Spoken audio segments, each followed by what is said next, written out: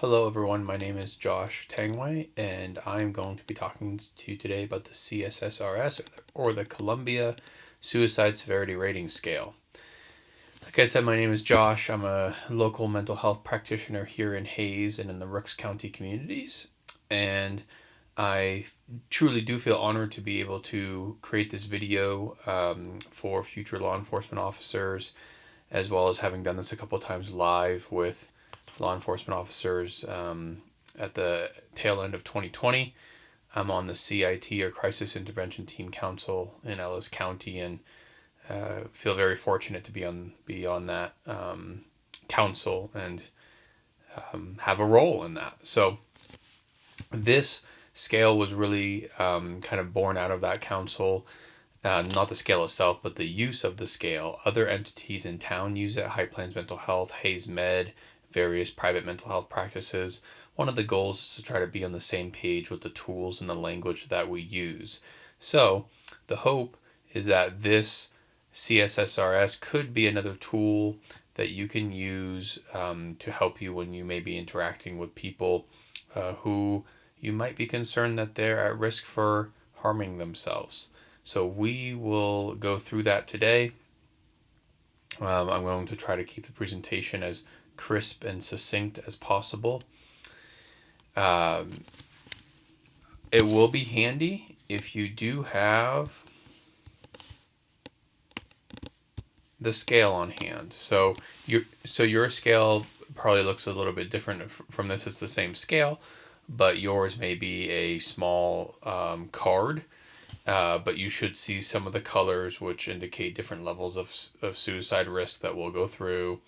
And they should be all the same questions. Mine might have a little bit more verbiage on them, but we will go through that. So it will be handy if you have this. It will also be handy if you have the High Plains Mental Health Resource Card with you. I do not have an electronic version of that, but that card is published by High Plains Mental Health Center and essentially has a full page of resources in Ellis County and maybe beyond that is helpful for someone who may be in a serious struggle. Okay. So we're going to first talk just briefly about suicide in general, and then we'll jump right into the scale. I'll go through each question on the scale, and then at the end we'll have a couple little practice scenarios that I will walk through.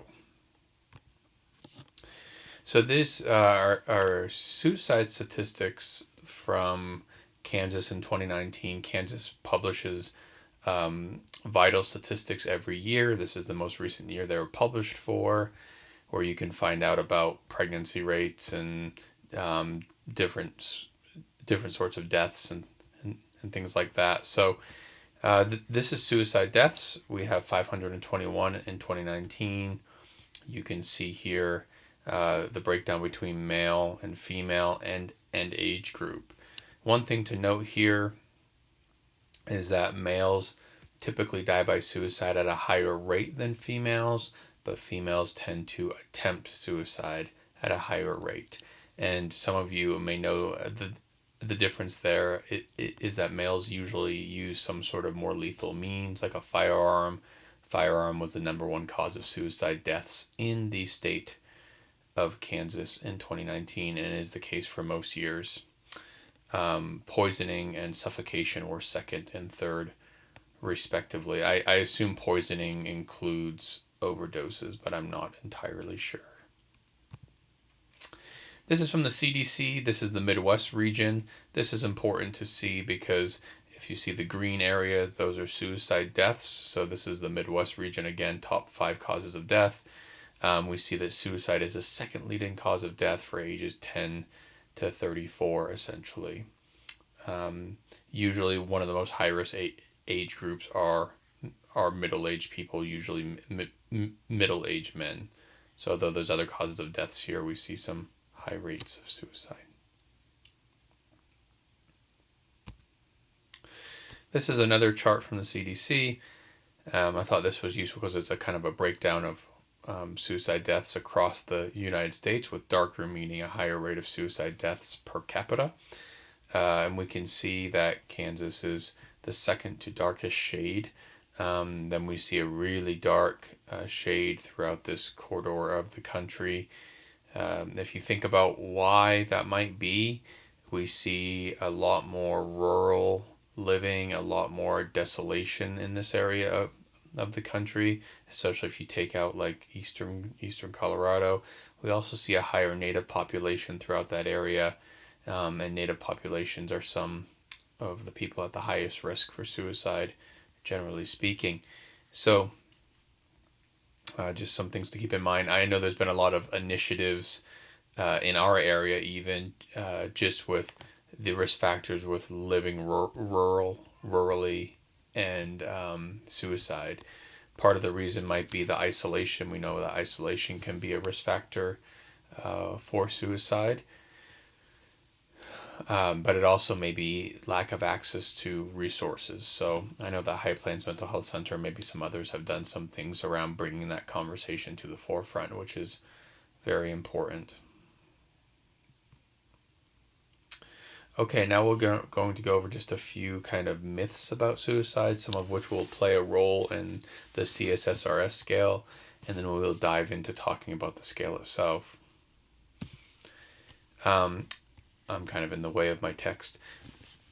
Asking someone about suicide may put the idea in their heads. For anyone that has gone to really any sort of suicide intervention training, this is probably something that you learned was not true, in the sense of there's a bias that if we're asking about it, then if they weren't thinking about it, then they now might be thinking about it and they might be at risk. It's been shown time and time again that actually asking someone about it can oftentimes validate kind of what they might be feeling, and you may be the only person willing to ask that difficult suicide question, whereas other people in their lives may have not been able to, for fear of the response, or they may have not had the capability to for some reason or another. So very important question to ask directly, and we will see that on the scale. Someone making suicidal threats won't really do it. They're just looking for attention. We hear this with different people at different times, so on and so forth. Suicidal threats is something to always take seriously. We will talk a little bit more about with the scale.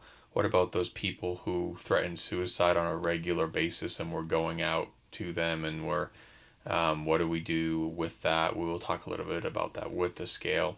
But generally speaking, it's really, really hard to know what's actually going on inside someone's head. So we do want to take that seriously. And the last two are kind of tied together. Suicide is always preventable. If someone is really suicidal, they're going to probably kill themselves at some point, no matter what you do. So these are kind of the opposite, right? There's a lot of talk in the field generally about whether suicide is preventable or not, and whether someone will do it either way or not. And it's somewhere in the middle, right? There are many cases of suicide deaths where it's like it would have been very, very, very difficult to see any signs or symptoms that someone may be planning some sort of attempt. So maybe it's not always preventable. And I always err on the side of caution too when saying something like that, because there are people, of course, who have lost people in their lives to suicide, and saying it was preventable can be really hard for them to think about sometimes. And on the flip side of that, there's a lot of evidence, some really interesting evidence that I'm not going to go over here in the scope of this presentation, that if we limit people's means and access to things that they may kill themselves with, or places that they or that they may do that, rates of suicide drop dramatically. This has been demonstrated throughout different countries, throughout history, and it really supports the idea that, well, if someone is considering taking their lives, it's not like they're just going to go do it somewhere else if we can maybe help them during one day or during one circumstance. So All right, now we'll jump into the scale. I'm going to go over just some general things about the scale first, then we will go through each question, then do those practice scenarios. This is the scale. This is probably the card that you have. So again, it will be helpful if you have that in front of you. Okay, some good stuff about the scale. Can be used for all ages. It's been adopted by many places throughout the country, including the CDC, many large hospital systems and agencies and things like that. It can take as little as minutes to administer, and research shows great consumer satisfaction in using it, even repeated use and repeated use and repeated use. So I guess this is a good point then to say one of the questions that we had during our live meetings was what about those people who we get called out to go see on a regular basis? This scale is okay to use with those people on a repeated basis. It is totally okay. One of the things that it will help with is that it will probably provide some consistency for you and for that person. The scale has been used repeatedly with people, and it may provide some predictability there, which may help in a variety of ways. So it's totally okay to use a scale repeatedly with the same person on a regular basis. And we'll go over why that might be helpful here in a few minutes. Any professional can administer it: teachers, law enforcement, hospital staff, anybody. This is the biggest piece of research for me that I'm really excited about the scale just in general, and I think why many people would be excited about it is because it will actually help reduce the false positives within our population. So that means that if someone says that they're suicidal, and then we're able to use the scale, ask questions, so on and so forth, we may learn that they're actually really low risk, and then maybe they're not at high risk enough to go get screened or to certainly go to a hospital and so on and so forth. So that really reduces the burden on multiple systems, right? It might reduce it might reduce time that you have to invest in the situation, certainly time that hospital staff has to invest in the situation, and might be able to avoid a person going to a higher level of care like a state hospital when they don't really need to, which we know can be a very difficult situation to be in for that person for a variety of reasons. So if they don't need to be there, we don't really want them there. So again, if this scale can reduce those instances where we are saying someone is at risk of harming themselves or they're suicidal, well, maybe they're very low risk, and we don't actually have to do anything more with them other than leave them with some resources and things like that. On the flip side, research also shows with the CSSRS that it really does a good job of catching people who may be genuinely thinking about taking their lives and maybe taking some steps to do that. So on the flip side, it has good specificity in that it's going to be catching people who may be at high risk that do need a higher level of care. Okay, it is a semi-structured interview, meaning that you don't have to ask all the questions. We will see that in the role plays, but it is not required for you to ask all the questions. Once you get what you feel like you need, then you're good. You can use multiple sources. So, of course, you're going to be getting information from the person, hopefully.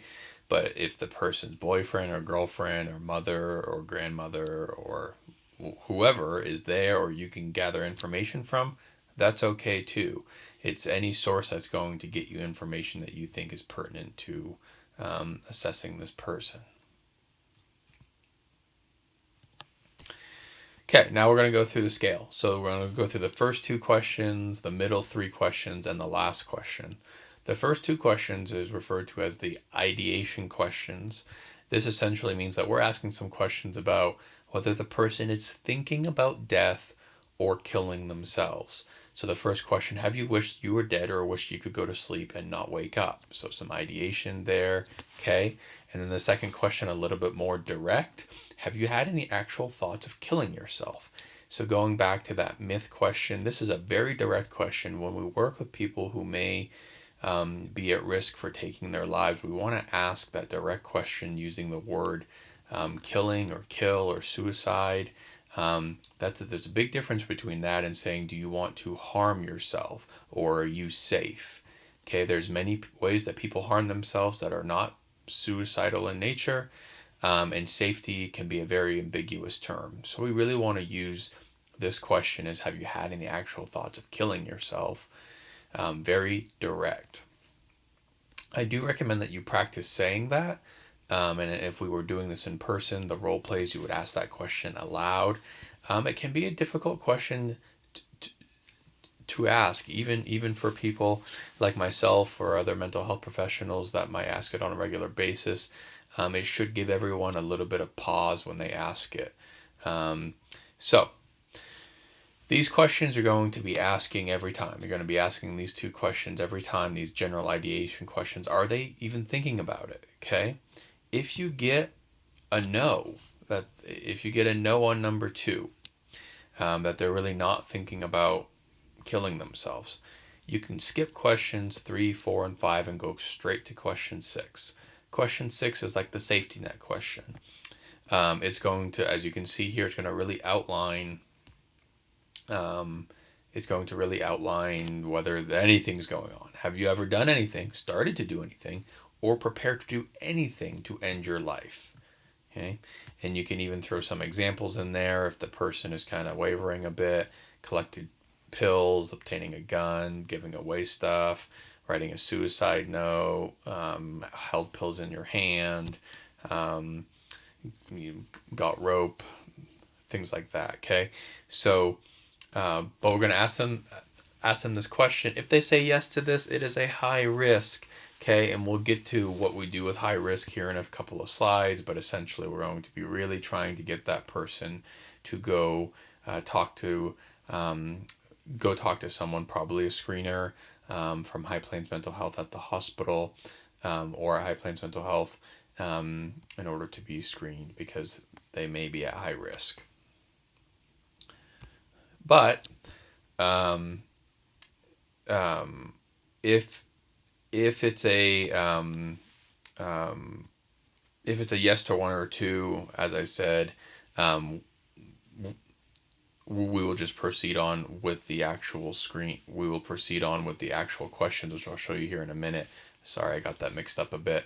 But if it's a no to questions, then we can simply leave them with the High Plains Mental Health flyer and resource card that I talked about earlier.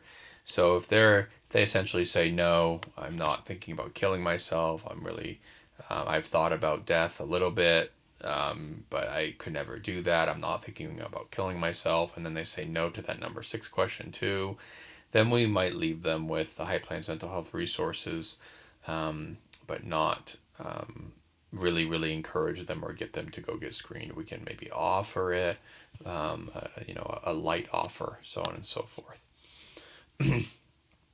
Okay, we'll see this a bit more in the role play. The behavior questions. So these behavior questions, if you do get a yes to 1 or 2, then you're going to go through the rest of the questionnaire. These questions really dig into more of what might be going on and what the person may be thinking about. Question number 3 is a method question. So, have you been thinking about how you might do this? Have you been thinking about how you might do this? So someone may say, well, I've been thinking about maybe taking a fistful of pills, or I've been thinking about maybe using a firearm. But these are thoughts, so they're not specific plans or specific intent. They're just thoughts. I've been thinking about this, but maybe I don't think I could do it, or I've been thinking about it and I don't know what's going to happen. But they're thoughts. More serious question. Have you had these thoughts and had some intention on acting on them? So now we're building, right? Have you had some intention on acting on them? Yeah, I've really thought about, maybe some night when my wife is working late, that I would take my firearm and sit on my bed and um, kind of go from there. So there's some intention or plan behind how they might do that. I want to do this. I don't want to be here anymore. And then suicide with specific intent and plan. Have you started to work out or worked out the details of how you might kill yourself? Do you intend to carry out this plan? So a little bit of what I said before there with my previous example, someone shares with you that they're thought about when they might be home alone, when they have the means. I really just feel like I'm messing everybody's life up, and I just don't want to do that anymore, so I don't want to be here anymore. You're hearing a lot of specific intent to why they want to be gone and how they might do it. So we see red here for high risk, whereas the method question is lower risk, moderate risk, because again, it's just thought. I'm thinking about doing this maybe, but I don't know. I just don't know if I could. And then the red is high. If you get a yes to question 3, kind of like the yellow, we still might offer, but not necessarily require a screen. So because they're thoughts, but they're not, and if there's every situation is so different, as you all know, there may be other factors going on there. Like for instance, if they have a significant other there and that significant other is saying, oh yeah, I don't think he could ever do that. He talks about, how much he loves his kids and blah, blah, blah. And he is seeing a therapist and so on and so forth. Well, maybe that's pretty actually lower risk. But if the significant other is saying, I'm really worried about him, I don't know, he's been acting really weird, he's not taking care of himself, and, then you're suddenly saying, well, maybe that's higher risk. And then if you get a yes to questions 4, 5, or 6, so that suicidal intent, the desire to want to do that, the specific plan, number 5, and then number 6, which is kind of that catch-all safety question of, have you ever done anything to begin carrying out some sort of plan, so on and so forth, to take your life? Then we will likely be highly, highly encouraging / requiring a screen, possibly taking that person into custody. And this is where it gets really kind of ambiguous to some degree. There's quite a bit of discussion about this in the live person sessions. Sergeant Brendan Hauptman did really great with fielding a lot of those questions. Part of what it boiled down to was, if you have a person who says yes to 4, 5, or 6, you're concerned about them, there's some high risk there, then you might be consulting with your supervisor who's on the clock, or someone else to try to team out exactly what to do. If the person's totally willing to come for a screen because they're worried about themselves, or the significant other can convince them to go get a screen and things are all good, then that's great. But we all know that there are situations where maybe the person is intoxicated, or they are obstinate in some way, shape, or form, but you are really concerned about them, and you do think that they need a higher level of care. Well, what do we do there? So consulting with supervisor, thinking about those things, trying to highly encourage them, convince them to go get a screen because it may be in their best interest for their safety, okay, and using what means you can to get them to do that willingly. Okay. Just a couple of quick things. All of you have probably been through some sort of de-escalation training, or you do this a lot. I know there's probably some newer people to the department watching this. So a big thing with de-escalation or asking some of these difficult questions is how you say it. When we're in crisis situations, people really hear tone and how you say things.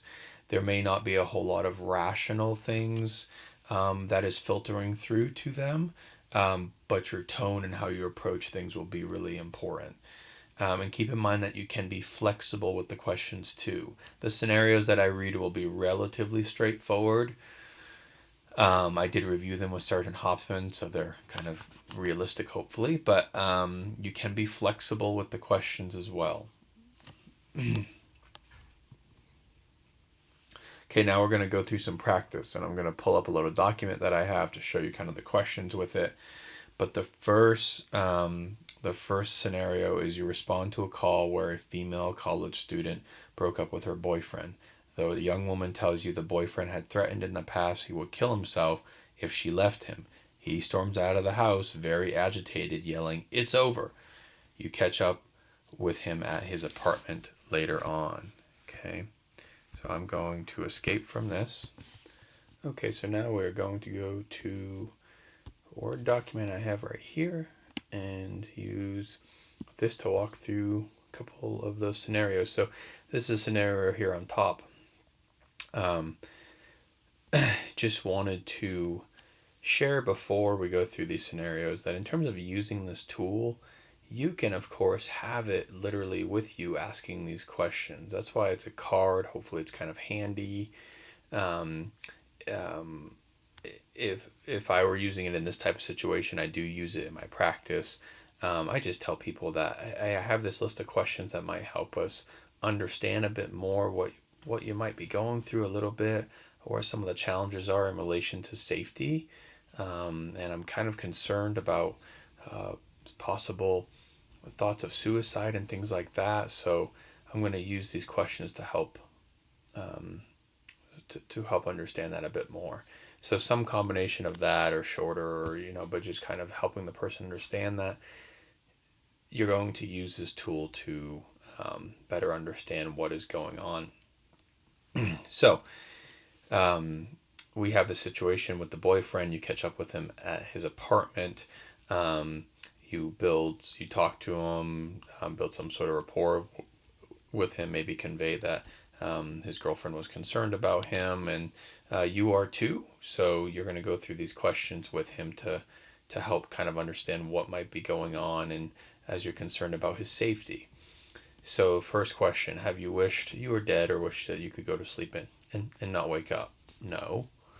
Have you had any actual thoughts of killing yourself? That question too. No, I'm just mad. That's why it's stupid. That's what I say when I'm mad. I can't believe she called you guys. I'm so upset about this. I've never thought of actually doing it. I couldn't do it. And then maybe saying I'm scared to die. So he's angry that he got, for lack of better terms, kind of caught, and maybe saying something that he shouldn't have said if he wasn't genuinely thinking about harming himself.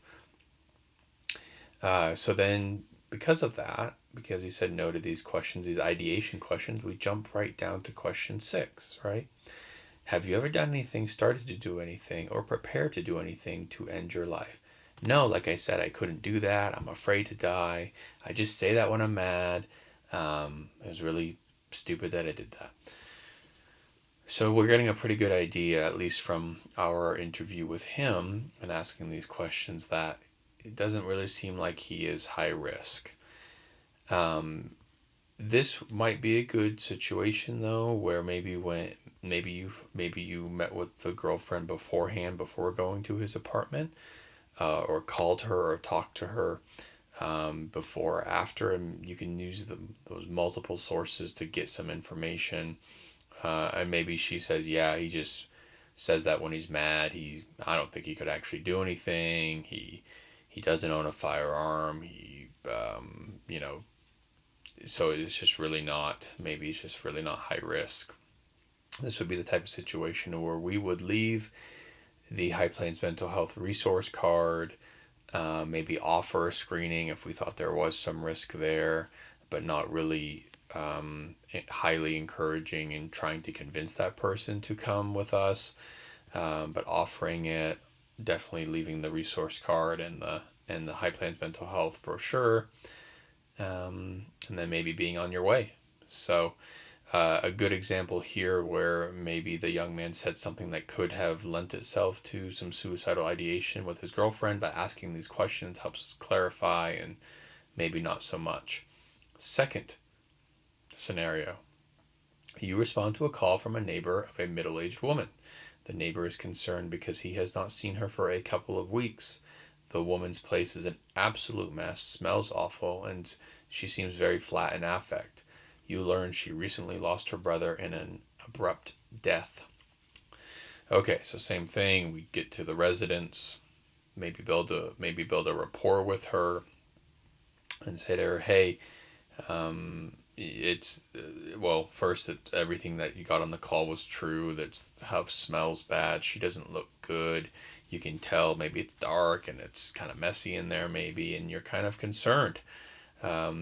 Especially because it may not seem to match the type of house that she lives in, um, so so on and so forth. So, um, pulling out this card and saying, ma'am, I'd like to go through these questions with you to, there's the people who are concerned about you, who care about you, and would like to go through that. Have you wished you were dead or wish you could go to sleep and not wake up? Yeah, pretty much every day for the last few weeks. My brother died. We're so close. I just don't want to have to deal with it. I'm actually the executor of his will, and I can't even think about it right now. Have you ever had any thoughts of killing yourself? Yeah, I've thought about it. It might just be better. I don't know what he's the last one out of our family, and I don't really have any other family left. I've thought about that. Have you thought about how you might do this? Yeah, I have a lot of pills in the house, so it's crossed my mind. Have you had these thoughts and had some intention of acting on them? Yeah, like I said, it would solve a lot of problems. Have you started to work out or worked out the details of how to kill yourself? Do you intend to carry out this plan? Um, I don't know. I've held pills in my hands at night for the last few nights. Um, kept them by my bedside. Sometimes I hold them and think about, maybe I'm alone every night, so, it's would just kind of be there and could do it. So, you can see number 6 here. I said do not have to ask this one. I could if I wanted to, but at this point in time, there's plenty of information and evidence here that she seems at high risk. Definitely answered yes to 4 and 5, which are those high risk red questions. You've gotten the information that you need. You really don't have to ask question 6. This is someone that we're definitely going to be trying to work with, encourage, convince to go talk to someone at Hayes Med with High Plains Mental Health in order to possibly get a screen done for a higher level of care. Okay, just thinking here, everyone, for a minute.